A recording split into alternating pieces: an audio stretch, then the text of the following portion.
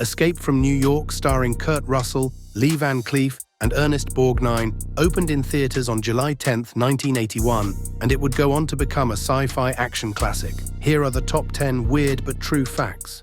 Be sure to stick around to the end for a bonus fact. Number 1. Escape from New York was set in New York City, but the crew only filmed a couple of exterior shots of the Statue of Liberty in New York. Instead, St. Louis and Los Angeles stood in for New York for most of the movie. For instance, the exterior of Brain's hideout was shot at the Civil Courts building in St. Louis, while the interior scenes were filmed at the library of the University of Southern California. Number 2. The tall, blonde Secret Service agent seen on Air Force One was played by Stephen Ford, the son of Gerald Ford, the 38th President of the United States. Number 3. The helicopters used by the United States Police Force in the film were loaned by the National Guard. 2 interesting facts about these helicopters. First, actor Lee Van Cleef disliked helicopters, and second, this film is where director John Carpenter first developed a love for them. Carpenter would later become a licensed helicopter pilot. Number 4. Filming in St. Louis occurred from 6 p.m. to 6 a.m. Every morning, bulldozers were brought in to clear the junk and debris used for the set, so the streets would be clean for the morning commute. Number 5. Some of the debris used in the movie made it to the front page of a local newspaper. Airplane parts were purchased in Arizona and transported to St. Louis to create the Air Force One crash site. The local paper reported that an actual plane had crashed downtown, complete with eyewitness accounts. If you're enjoying this content, please hit the like button and support the channel. Thanks.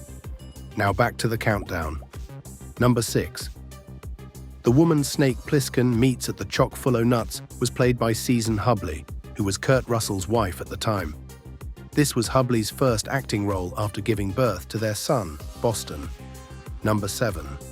Isaac Hayes, who played the Duke, came up with the idea for his character to have an eye twitch whenever he was around Snake Plissken. Number 8. Director John Carpenter tells a story of Ox Baker, who played Slag, cutting his leg during the filming of the fight scene with Snake. When Carpenter asked if Ox needed medical attention, Ox, a professional wrestler, shrugged it off. However, Ox was more concerned about the end of the fight scene, as Russell had to hit him with a real baseball bat with an actual nail in it. Ox wore a collar with a piece of wood on the back to catch the nail, but one small miscalculation would have probably ended Ox's career and life. Number 9. Donald Pleasance, who played the president, came up with the idea for Duke's henchman to put a wig on his bald head while he was held captive.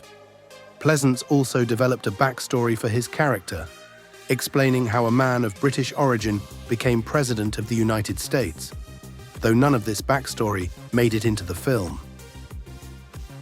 Number 10. The shot of Maggie, played by Adrienne Barbeau, Carpenter's wife at the time, lying dead on the bridge, was filmed later after the film had already wrapped.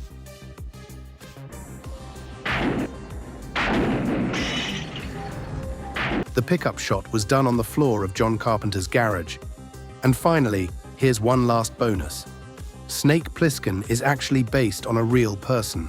John Carpenter once knew a guy in high school who went by the name Snake Plissken. Call me Snake. The tough guy even had a tattoo of a snake on his arm. This left a lasting impression on Carpenter, who later used the name and snake tattoo as inspiration for the Kurt Russell character. Thanks for watching.